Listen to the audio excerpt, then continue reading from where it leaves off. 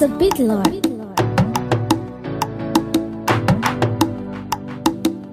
I was out there living in the city and I started falling for the city girls. Type of girl I know could do this. You mara uto di wanga go manager.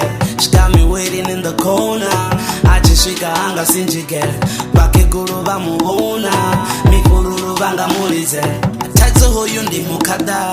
Taito bondi ba musanda. Batotando mara musanda. Mukada wanga ba musanda. Buchuwandi chibuya na muku. Chifenda chitendi. Bari mutu wangu teyuhuma chivenda chitendi. Ndo wala mukata ndabuya na yosa boto mwechinyala. Kukuba mbita be mutulu wanga zito zo chinyala. Chivenda chitendi malo. Chivenda chitendi. Chivenda chitendi mawe. Chivenda chitendi. Chivenda chitendi. Urinde mare mubedi. Ndonyata ba baby. Atina nedi iteni.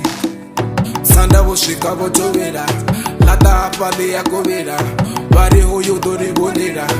Utofeta ngori korera. Chivenda chitendi. Bari zona baziteni. Chivenda chitendi. Bari pano hanga cheni. Bari batota mukororo. Banga tisana zikoromo. Upano maranga chikorodo. Seta imfenda kwa burondo. Ndo wala mukata ndabuya na yosa boto mwechinyala. Kukuba mbita be mutulu wanga zito zo chinyala. Chivenda chitendi malo. Chivenda chitendi. Chivenda chitendi mawe.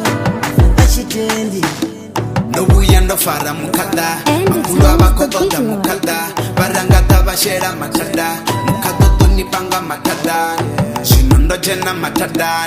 Antichati bondito swipahan. Haya niho noba matada.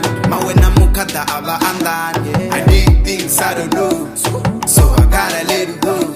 Ishaba noto mubuza go. Ashaba mutakareri go. Dirizongera matari.